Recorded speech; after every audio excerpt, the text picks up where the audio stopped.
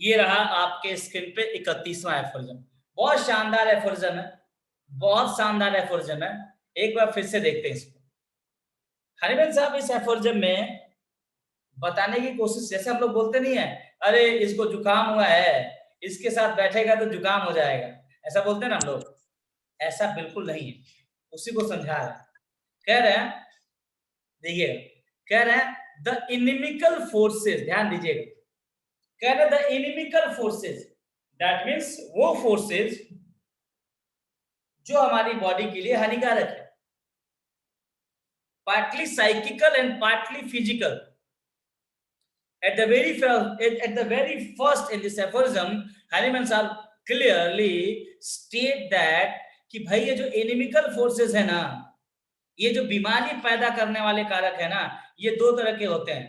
Partly psychical, एक psychical मतलब एक मनोवैज्ञानिक कारण होगा, और एक फिजिकल, एक मटेरियल कारण होगा, to which our terrestrial existence exposed.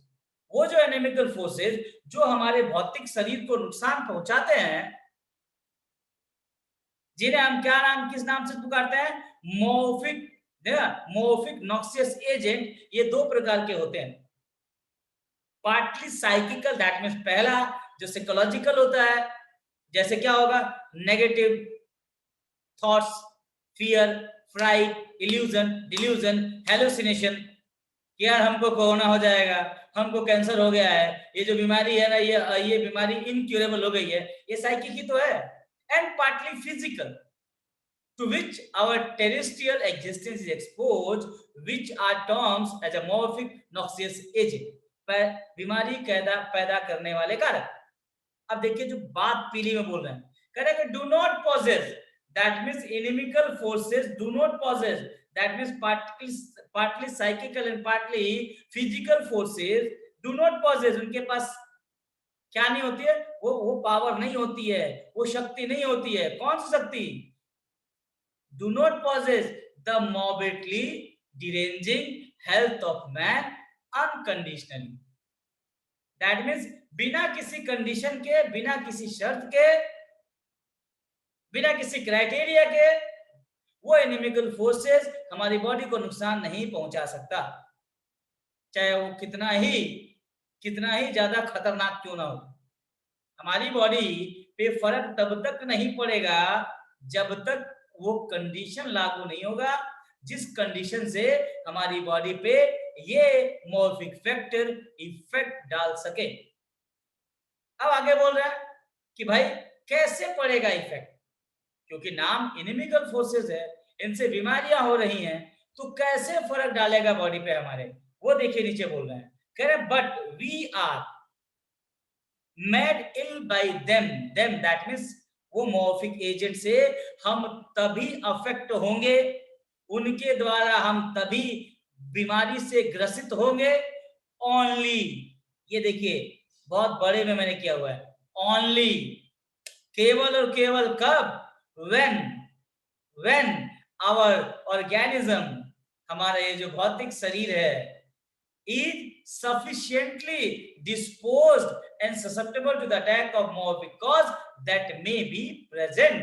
शानदार बात बोलिए, ये कंडीशन लागू होगी, वो कंडीशन क्या होगी, जब तक हमारा शरीर उस मोर्फिक एजेंट के प्रति सेंसिटिव नहीं होगा, ससेप्टेबल नहीं होगा, डिस्पोज नहीं होगा, तब तक वो हमारा कुछ नहीं बिगाड़ सकती। Of susceptibility is a genetic character, it's a genetic proneness to a particular environment or to a particular emotion। देखा होगा ना घर में, कह रहे यार ये बहुत जल्दी इसको डर लगने लगता है, अरे इसको खराब पानी बहुत जल्दी सूट नहीं करता है, इसको सांस की दिक्कत होती है, अरे इसको कुछ भी दो तो गैस बन जाती है। दैट मीन्स क्या है, जेनेटिक टेंडेंसी होती है sir. Susceptibility is a genetic tendency to a particular environment, to a particular food or to a particular emotion। जब तक हम उसके लिए susceptible नहीं होंगे तब तक वो बीमारी। अब हमारे घर में देख लीजिए, आपके हर इंसान के घर में होता है कि एक घर में सबको वायरल हुआ, एक को नहीं हुआ, सबको हो गया वायरल। भाई उसको क्यों नहीं हुआ वायरल? क्योंकि वो ससेप्टेबल नहीं था उसके लिए, उसके अंदर वो जेनेटिक प्रोननेस नहीं थी उस वायरस के लिए, तो नहीं हुआ।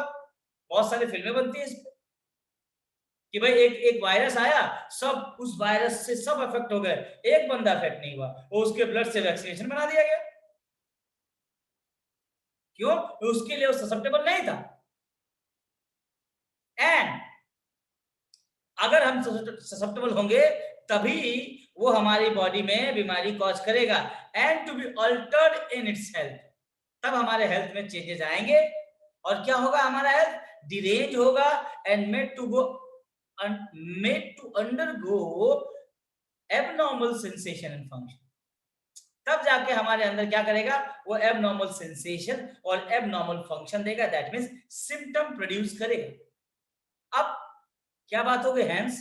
अब एक शब्द में बात बोली जा रही है, hence.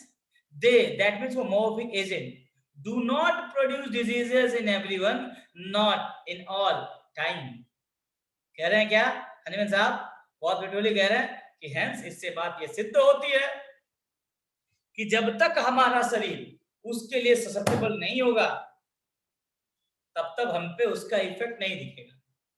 That means they do not produce disease in everyone nor at all time, ना वो किसी, दैट मींस वो कभी भी किसी भी इंसान को बीमार नहीं कर सकता, ठीक है?